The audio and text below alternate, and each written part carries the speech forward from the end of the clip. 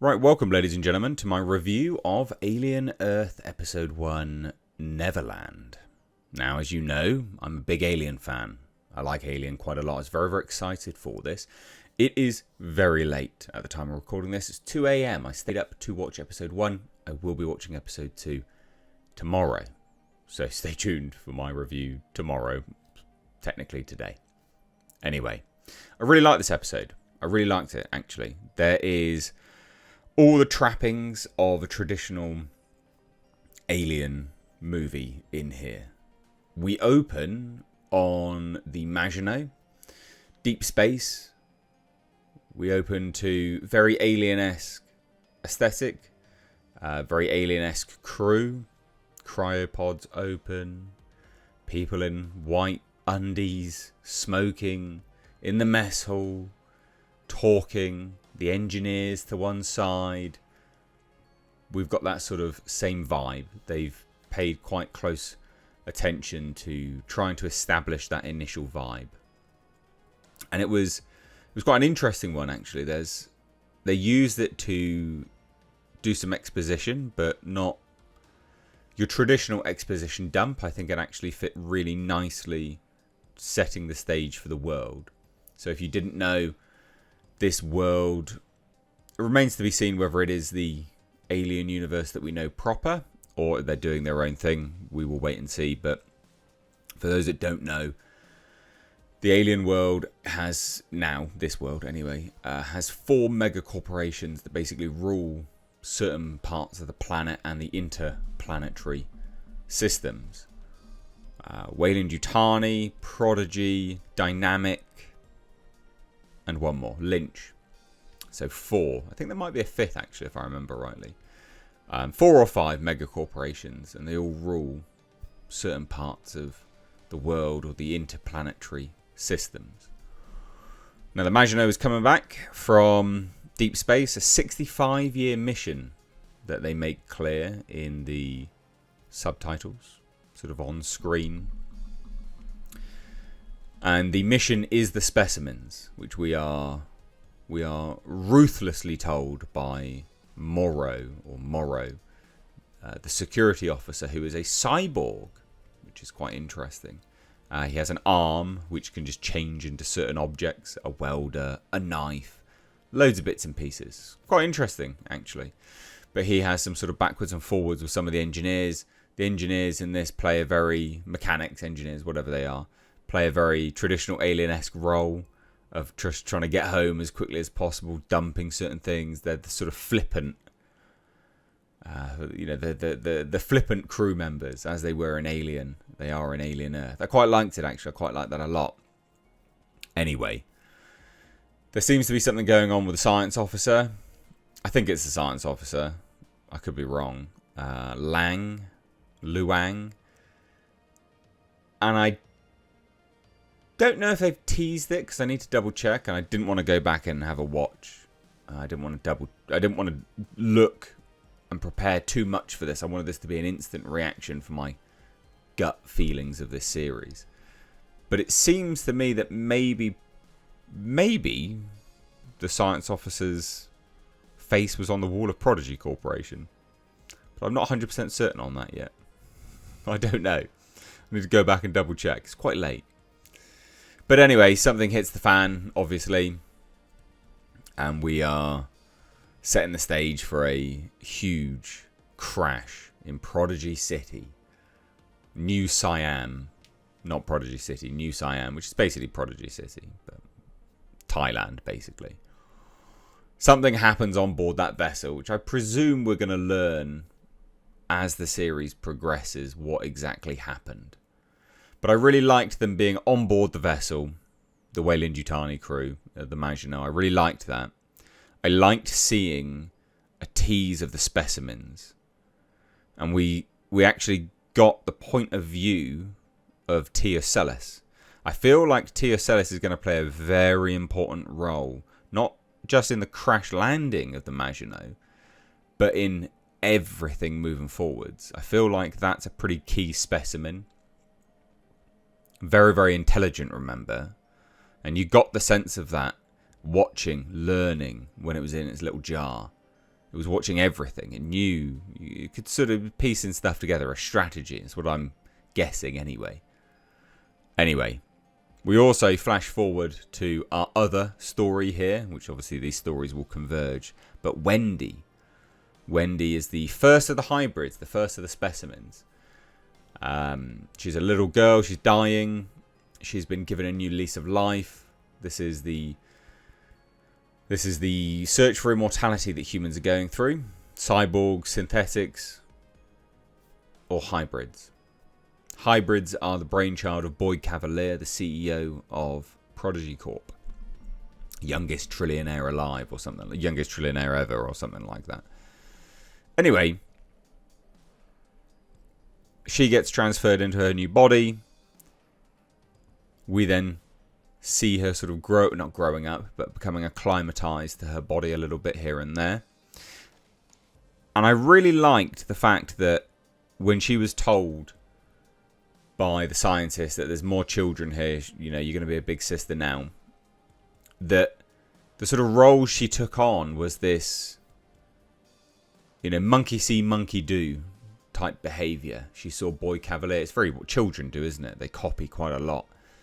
Everything that Boyd Cavalier did for her to get her comfortable with being put in a new body, she did for these other children. I thought that was quite interesting, quite compelling. And she's played by Sydney Chandler. Good. Acting was good. Took a little while to get used to it. It was a little bit strange from the off. It is obviously an adult pretending to be a child. I was a bit like, oh, that's interesting. But it was good all in. Anyway, ship crash lands, of course. We see a xenomorph before it crash lands. Morrow is in the control room to Mother. And again, does the very age-old thing of speaking to Mother. What about the crew? All dead. Specimens are priority. And then he requests access to like a blast room or something like that, where he can then obviously survive the crash landing. The crash was imminent. It was going to happen. Whether he did it or someone else, I sure will learn that as the series progresses. But we see the alien. I'm not going to lie. The visual effects of the alien were not great. I'm not going to lie about it. They were not great. Like I've got a 3D printer. Some of those parts look like they were 3D printed.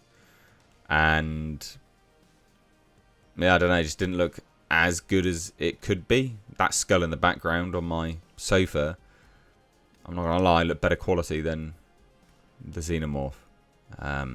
So I'm hoping that things change. It also did something really weird, whereas it killed a member of the crew and then it walked backwards. Now, this series is shot very beautifully. Everything is shot really, really well. Except for that one shot looked really dumb. Because it's just this long head panning into a glass frame, like a window. A door window. And because it's the xenomorph walking backwards, and you know, it's just weird. Just weird and dumb, and don't like it. Thought that was really weird.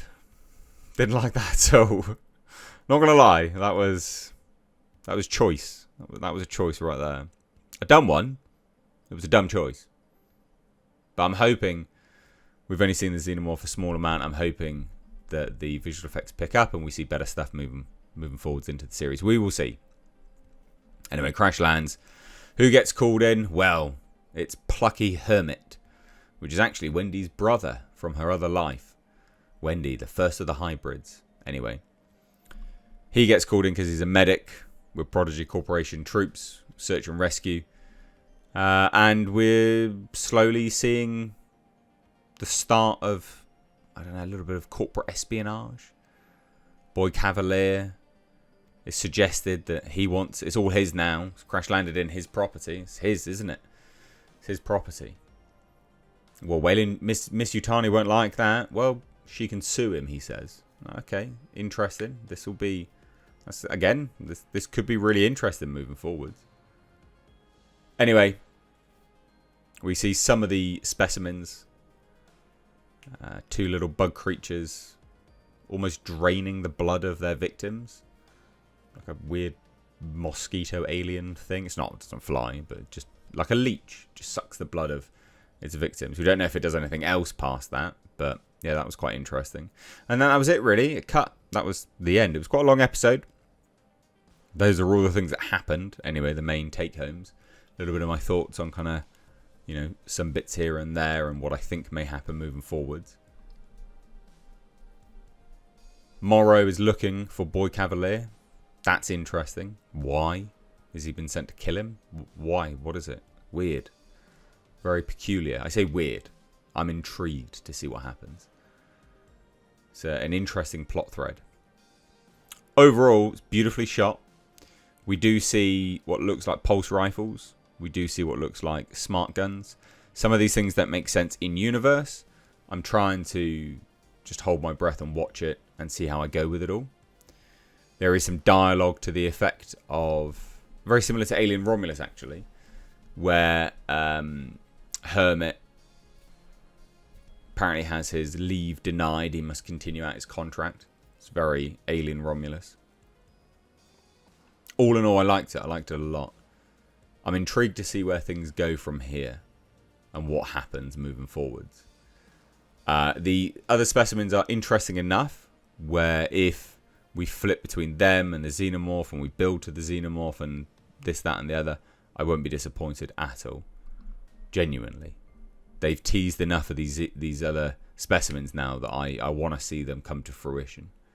So I like this episode a lot. I'm quite keen to see what happens moving forwards. And I'm keen to do some thoughts and theories. I need to take another look at the midway through that episode and see whether the Mr. Luang or whatever his name was, whether his face was on the wall. I could have sworn it was, which raises some interesting questions. The timeline is interesting. 65-year mission. 65-year mission. That's interesting. That's interesting. Need to hone up on my alien timeline knowledge. Double check to see whether that affects anything or not. But if you've seen it, what did you guys think? Are you excited? Are you not? Did you like the look of the xenomorph?